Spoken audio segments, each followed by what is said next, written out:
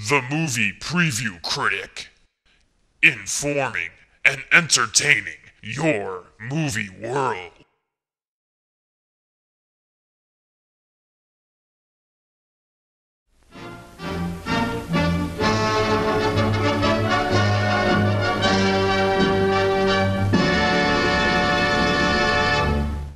What's up, good movie lovers? Welcome to the Box Office Breakdown. With the box office numbers in for the weekend of February 20th to the 22nd, there's only one thing left for us to do. Break it down.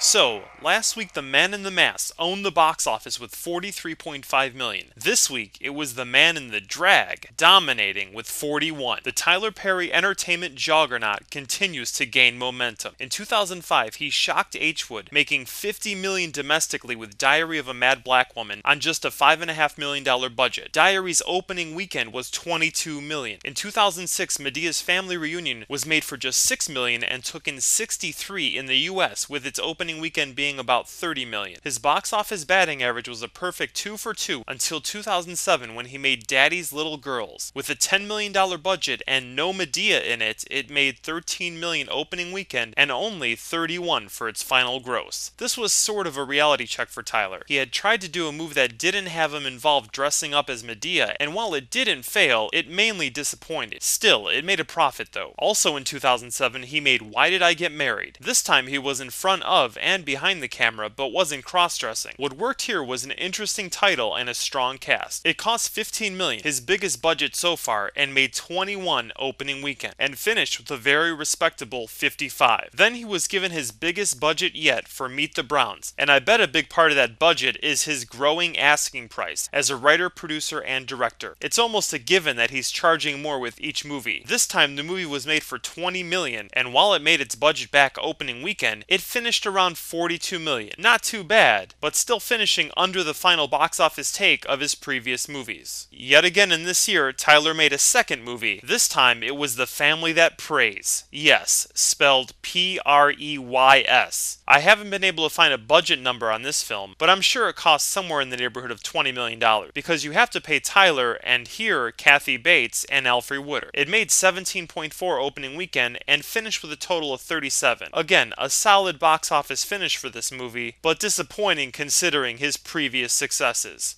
Which brings us to this weekend. Tyler has gone back to his big gun, the character of Madea. It's the one who made him who he is, so why not continue to follow her adventures? All of this is actually a great example of what good movie lovers are waiting for. A filmmaker, a storyteller with something to say, and someone who's become a success because the audience has rewarded him for telling stories they want to see and hear. If we go back to 2005 when Madea made her big splash in Diary of a Mad Black Woman, there really weren't many films targeted at middle-class, middle-aged African Americans. Sure, there was Soul Food and Stella Got Her Groove Back, but those seemed to get lost in the shuffle of movies starring Tupac, Ice Cube, and DMX. Movies aimed for the young African American hip-hop fueled crowd. H-Wood always creates its future by basing it in the past, basically looking at which movies have done well in the past and what stars or celebrities are currently drawing the young crowds. And because the African middle class was ignored, no stories were created reflecting their current reality, until Tyler Perry came along. He made his first movie with very little money, got a small studio to back him, and proved that there was an audience for his films. Isn't that what we're really looking for? Storytellers with passion who need to say something because no one else is saying it. Now you can see other movies being made in the Tyler Perry mold, because he's proven there's money to be made. H-Wood doesn't care about the color of your skin, or your religion, or any other factors. It cares if you spend money at the theater. Box office knows no creed or color. It only discriminates between moviegoer and non-moviegoer. If you don't buy tickets, it doesn't represent you.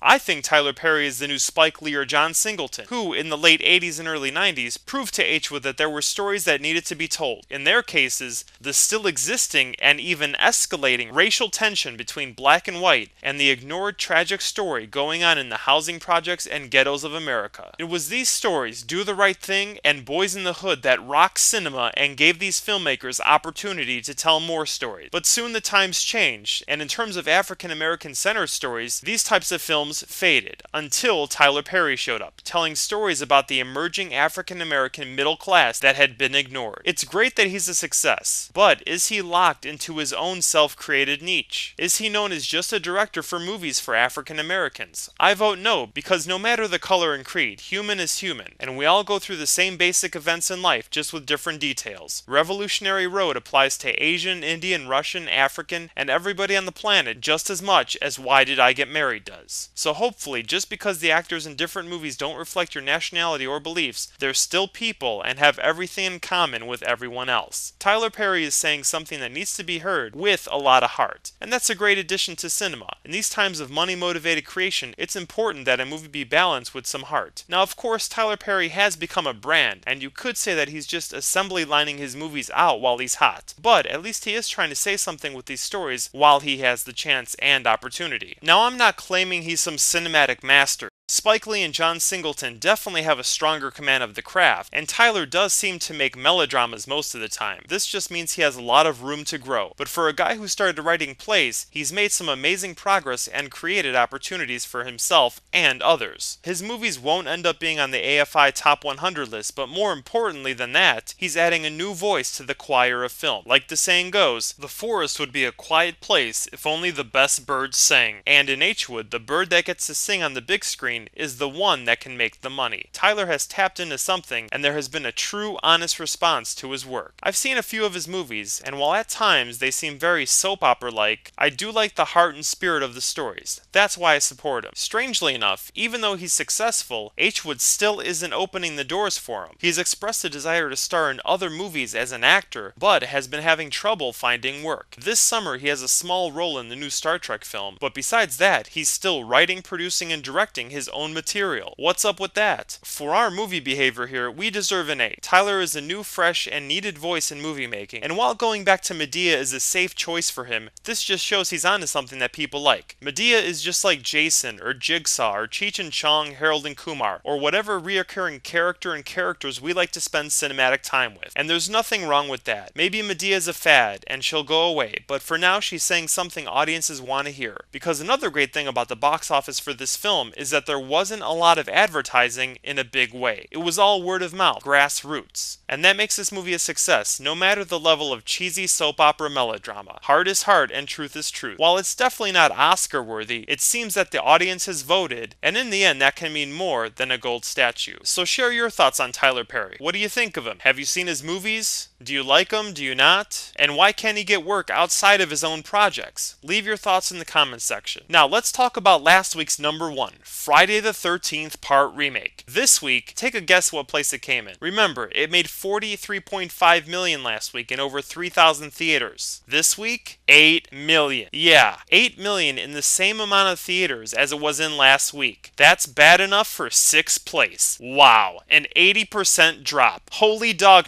Batman. Let's consider this a victory for good movie lovers around the cinematic world.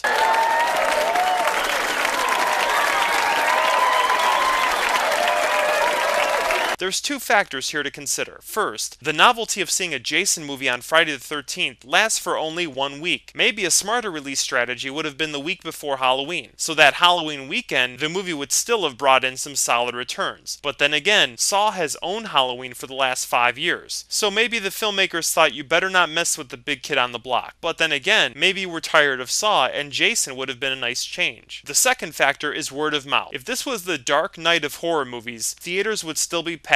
But since it was a cheap, quick assembly line market research accounting office creation, it did exactly what it was designed to do. Build excitement pre-release, sort of getting everyone drunk on the hype, then take advantage of the packed theaters, get the money, and get out. Fortunately, in week 2 we sobered up and realized, man, this is pretty and we didn't go back this week. This is an example of a movie made without creative soul. Movies with soul are the ones we go back to see over and over. It's the spirit of these movies that we'd like to experience again. Or at least, some kind of creative, new and different angle. At least give us some surprises. The horrible week 2 box office is the audience's way of saying, this is something we really don't want to see again and wouldn't even recommend to our family, friends, and from the looks of it, even our enemies. To bring up Tyler Perry again, it's going to be interesting to see what Madea Goes to Jail does next week. In the past, Tyler's movies always open strong, just like Friday the 13th did here, but they cool off in the following weeks and never break the $100 million mark. For both of these movies, it means the target audience responds the first week, and once their money's accounted for, there's no more to be taken in because there's no more fans. But to compare, last week Friday the 13th was in 3,100 theaters and averaged $10,000 per theater. Madea Goes to Jail was in 2,000 theaters and averaged $20,000. That's the best average of any movie released so far this year. Good news for Tyler, bad news for Jason. As a result, look for the Friday the 13th Part remake sequel to be made very cheaply. The budget has just been cut in half. Hopefully, our actions as moviegoers this past weekend continue with Friday the 13th, 2010. For our movie behavior here, we get an A, bringing our overall average for a Friday the 13th Part remake to a B. While we rewarded it too much last week, this week we made up for it. Long live good movies.